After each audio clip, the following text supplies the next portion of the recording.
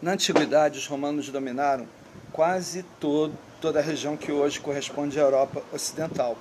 E uma região que eles consideravam oriental também, era dominada por eles, que hoje corresponde à Grécia e à Turquia.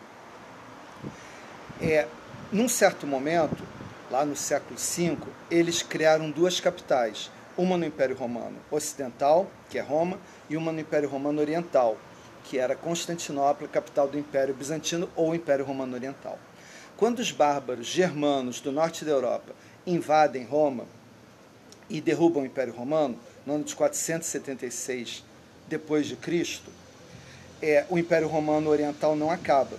Ele só vai ser derrubado no ano de 1452, com a invasão dos turcos. E até hoje lá essa região é a Turquia.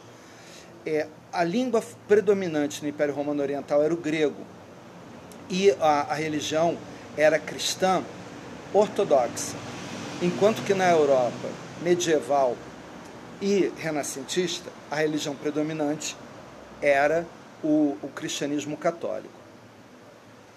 Os navegantes, principalmente de duas cidades italianas, Veneza e Gênova, eles costumavam ir em Constantinopla para comprar especiarias, que eram produtos de luxo que vinham do Oriente. Eles eram vendidos muito caro para os nobres que tinham dinheiro, para quem tinha dinheiro na Europa medieval, que eram temperos, alimentos, seda, que era um segredo, porque eles chamavam de Índias Orientais todo o Oriente. Chamavam depois, não nessa época, mas depois, quando fizeram a descoberta, começaram a chamar a América de Índias Ocidentais, lá para o século XVI. Então, o que vinha das Índias Orientais era muito procurado, era muito caro. Porcelana, que era um segredo também. E isso impulsionava muito esse comércio. Mas com a tomada de Constantinopla pelos turcos, havia uma certa paz entre os bizantinos e os católicos. Agora, os turcos não toleravam a presença dos católicos ali. Então essa porta de entrada das especiarias ficou fechada.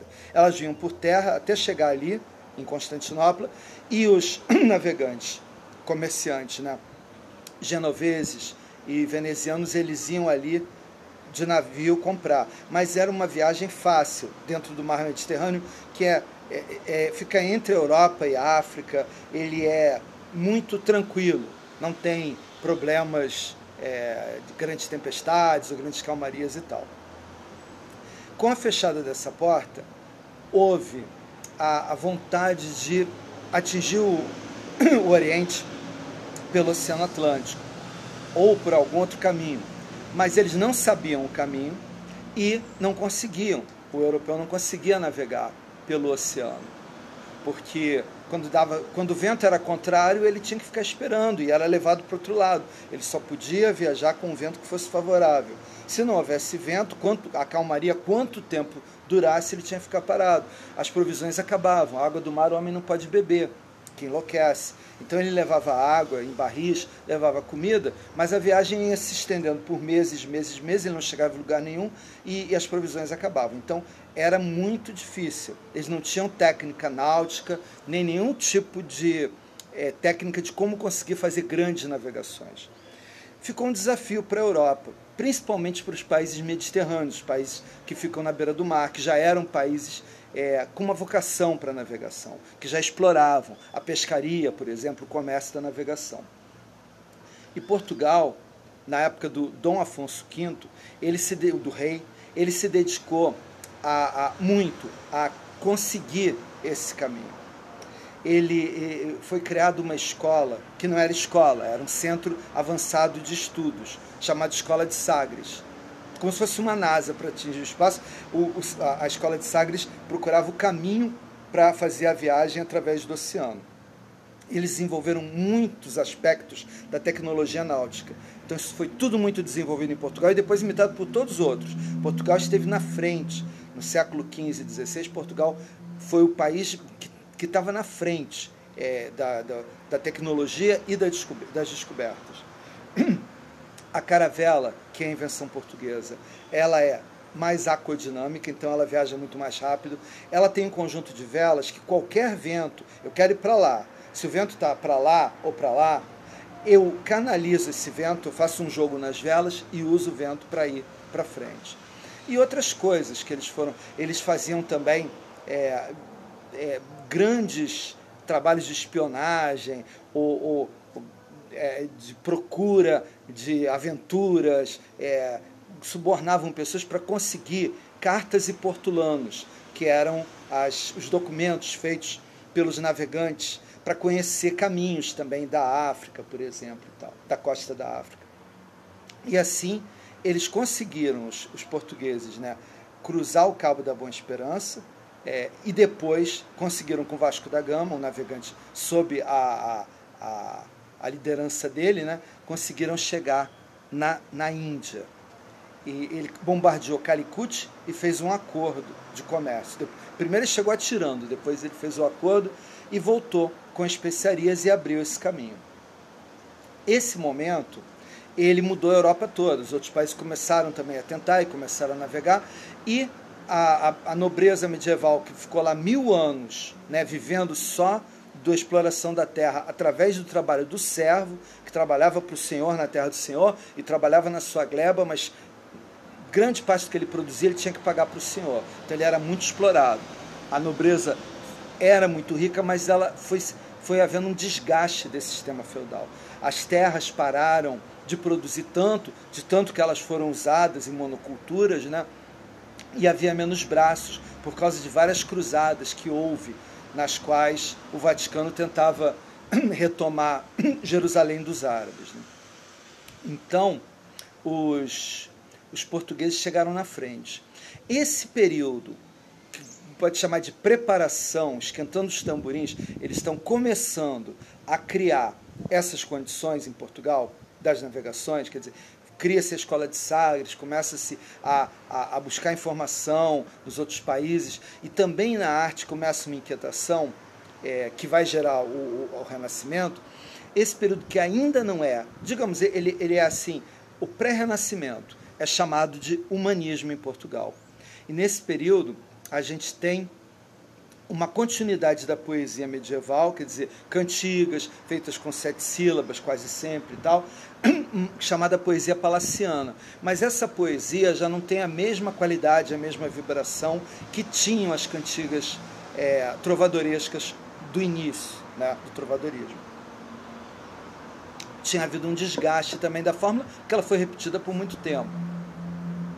As crônicas que já havia na Idade Média continuaram, mas agora elas encontraram um intelectual importante, foi o Fernão Lopes, que ele trabalhou muito o estilo e também a seriedade para recolher e transmitir as informações históricas sobre os reis e os reinados de Portugal. Então, e também isso começou a ser feito de uma forma mais profissional, né? E um centro de estudos e tal, histórico, na Torre do Tombo, né? E principalmente surgiu um gênio, que foi o Gil Vicente, que ele era poeta, ele escrevia também poesia lírica, mas ele se destacou escrevendo peças de teatro em versos quase sempre de 7 sílabas, a redondilha maior, redondilha menor é 5 sílabas, redondilha maior é 7 sílabas em português. E os 7 sílabas é o verso mais popular. Sempre que tem uma cantiga de roda, um verso popular, ele é em 7 sílabas. Pelo menos que eu consigo me lembrar, né? Tipo, atirei o pau no gato, né? Bom, ciranda, cirandinha. E as cantigas medievais eram geralmente em 7 sílabas. Ao lado das cantigas, na Idade Média, havia os autos religiosos, que era algo que não tinha muito brilho literário, eram peças moralistas, escritas pelos padres e que tentavam induzir nas pessoas o medo do inferno. Então, colocava uma pessoa que morreu, o diabo, o anjo lutando pela alma daquela pessoa, pesando as qualidades e os pecados, os benfeitorias e os pecados e tal, né?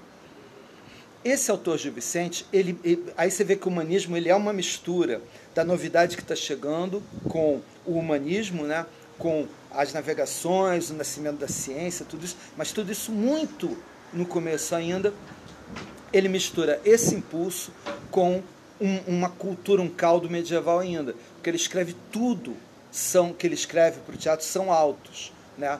São farsas, quer dizer, são autos humorísticos. E nesses autos, ele, mantendo a forma, formalmente, né, do auto medieval e do verso de 7 sílabas, ele vai fazer uma crítica social muito viva, muito forte, muito arguta, muito esperta, muito maledicente, muito cheia de subentendidos, né? Ele era um grande escritor. Então, ele vai zombar de todas as figuras da sociedade, inclusive dos religiosos, né? Então ele pega aquela forma do alto, ele mesmo faz o alto da barca do inferno, que é como os autos medievais, em que a alma é disputada pelos diabos e pelos anjos. Esse alto da barca do inferno, que é de origem medieval e vai ser parodiado pelo Gil Vicente já com uma intenção crítica, de criticar a sociedade, vai ser parodiado de novo no Alto da Compadecida, no século XX, pelo grande escritor brasileiro Ariano Suassuna. Mas ele não faz em versos. E todo mundo conhece, quem não conheceu pode ver o filme, que é fácil de você ver, está na internet, O Alto da Compadecida, que é muito bem feito, muito bem dirigido, os atores estão ótimos. E ali você tem bem o clima de como era um alto medieval, mas já passando pelo crivo, pela peneira do Gil Vicente, que se torna crítico da sociedade. E já pós-moderno, no século XX, alguns diriam modernistas, mas como é algo que tem o sabor medieval, e o Ariano Suassuna era alguém apegado às tradições medievais e tal, e ao mesmo tempo ele é tão moderno, tão contemporâneo, né? Eu diria que ele é pós-moderno, e ele é uma terceira leitura dos autos, né? Feita pelo... E aí quando vai para o cinema vem uma nova leitura, uma quarta, quinta leitura. Bom, o Gil Vicente ele era muito querido pela nobreza, o próprio rei. Quando a rainha teve um filho, ele foi para o quarto da rainha, depois, né, que ela estava bem e tal, mas estava entediada, foi toda a companhia, que ele tinha uma companhia de teatro, representar um alto para ela. Então veja que coisa interessante, né? Agora, nessa época, né, assim, no início do século XVI, começa a surgir na Itália um movimento que consolida mais ainda esse abandono das formas medievais em prol do que seria uma retomada das formas clássicas grega e romanas. O medieval, ele tinha uma coisa religiosa muito forte. Então, a arte que mais se desenvolveu na Idade Média foi a gótica, que fazia quadros em que as pessoas estavam super magras, olhando sempre para cima e tal, esquálidas, mal vestidas, um desprezo pelo corpo, um desprezo pela matéria. E as catedrais, que às vezes a Catedral de Notre Dame levou cerca de 100 anos, 200 anos construindo, e havia corporações que tinham segredos da construção e da religião, que eram os maçons, né, que eram os pedreiros. Maçom é pedreiro em francês. E eles inventaram o arco gótico. O grego usava uma plataforma para encimar o prédio. O romano inventou o arco romano, que é circular, que ele dura muito, ele dura sempre, tá até hoje lá, que é pedra encaixada em pedra, não é a arquitetura contemporânea, não é a engenharia contemporânea, mas com a engenharia antiga ele conseguiu algo de grande durabilidade, como o arco romano, que encaixa as pedras de uma forma que elas nunca cedem. Mas o medieval foi muito além, ele criou o arco gótico, que é assim, né? Que ele tem uma capacidade, uma suportabilidade de peso muito maior. Então eles conseguiam fazer ela a catedral medieval, muito espichada para cima. Ele ia afinando a pedra, afinando, como se fosse a mão em oração mesmo, né? E ela ia, como se a pedra estivesse se espiritualizando. Você vê que interessante, porque a catedral gótica ela era uma nave. Nave quer dizer navio, nave espacial é navio espacial. E a nave era para navegar até Deus, era para levar o homem para Deus, né? E quando ele entrava nela, naquele mundo medieval, que era muito sujo, não havia higiene, eles não tinham a concepção, a própria ideia da higiene seria um pecado, cuidar do corpo e tal. Então havia muita doença, muita miséria e muita pobreza. Quando ele entrava na catedral, ela era gigantesca, toda pintada, cheia de ouro, com várias naves secundárias do lado, uma nave principal na frente, que era o altar, acima, tocando órgão, uma música que parecia divina, parecia que ele estava entrando no paraíso. E os vitrais coando aquela luz do sol colorida. Então, eles entendiam mesmo que a nave, ela levantava e levava eles para o céu. E a catedral era uma antena, que estava também, né? A torre eram antenas para se comunicar com o céu. Vê que no século XX o homem inventa o míssil von Braun, né? Inventa o foguete, o homem faz os foguetes num formato que lembra essas torres com o arco gótico, né? Pois bem, a Renascença, ela se chamou de Renascença, os primeiros artistas renascentistas disseram que era o renascimento da cultura clássica. Teve 3 classicismos. É clássica a cultura grega e romana, antiga, né, do período clássico. Depois, no século XVI, é clássico de novo, porque eles querem voltar igual, não volta igual, mas eles tentam voltar igual à arte grega e romana. E depois existe uma reação contra, que é o barroco, no século XVII, e no século XVIII uma reação contra o barroco, que vai tentar voltar de novo com o clássico, é o neoclássico, é o arcadismo em literatura. Então, o clássico grego e romano, o grego de 500 anos antes de Cristo, agora em 1500 depois de Cristo, eles estão tentando imitar o grego.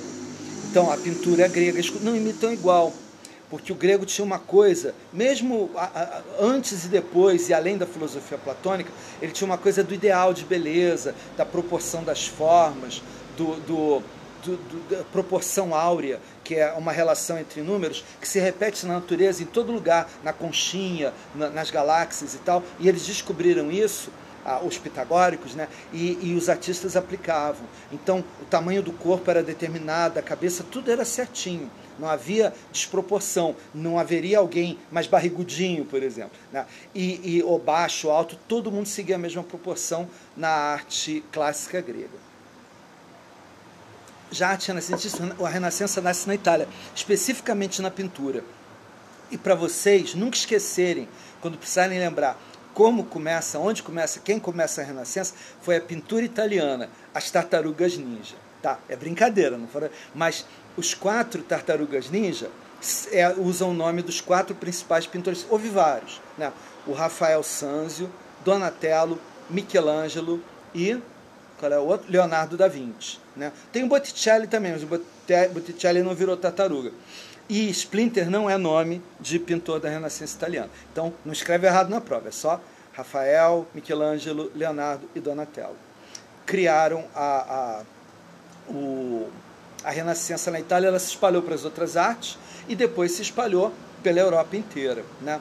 Logo depois de aparecerem os pintores renascentistas italianos, surge recomendar para vocês essa aula e essas aulas que eu ainda estou falando da literatura portuguesa, que é a base da literatura brasileira. Eu me baseio nos nossos livros didáticos e também num clássico português, né, um livro português, que é História da Literatura Portuguesa, de Saraiva e Lopes.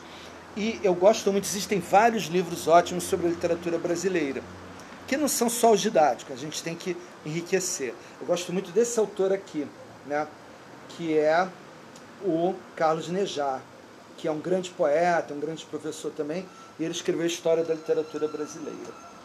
Nesse livro do ensino médio, que eu estou usando como base para essas aulas também, eu vou ler para vocês uma canção de Petrarca, né?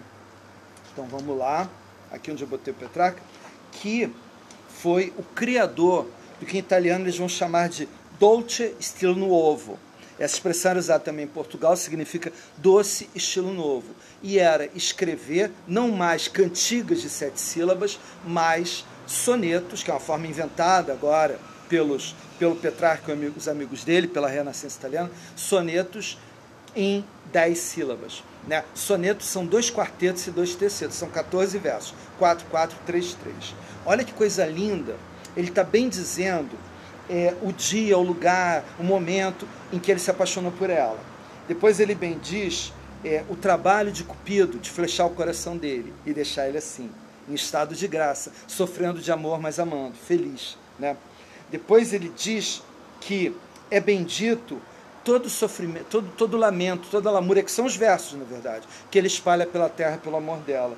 Depois ele bendiz esse canto e bendiz o pensamento dele nela, porque o pensamento dele não tem outro cuidado, quer dizer, não tem outra ocupação, ele só pensa nela. É muito bonito. Então esse poema é do Petrarca, traduzido por Jamil Al-Mansur Haddad, que é um grande tradutor brasileiro. Bendito seja o dia, o mês, o ano, a sazão, o lugar, a hora, o momento e o país de meu doce encantamento aos seus olhos de lume soberano, de luz soberana, de luz que comanda.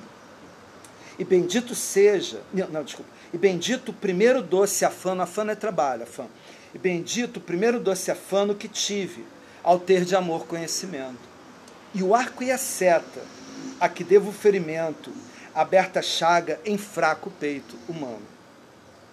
Bendito seja o mísero lamento que pela terra em vão hei dispersado, e o desejo, o suspiro e o sofrimento. Bendito seja o canto sublimado que a celebra, e também meu pensamento, que na terra não tem outro cuidado. É muito lindo, né? Esse cara, ele vai ter um outro poeta português, né, que é o Francisco Sá de Miranda, que ele vai viajar para a Itália e vai conhecer, o Renascimento lá, né? E em 1526 ele volta para Portugal escrevendo nesse estilo. Então esse é o início do classicismo em Portugal e vai ser a nossa próxima conversa, tá bom? Obrigado, dúvidas? Eu quero saber o que vocês estão pensando.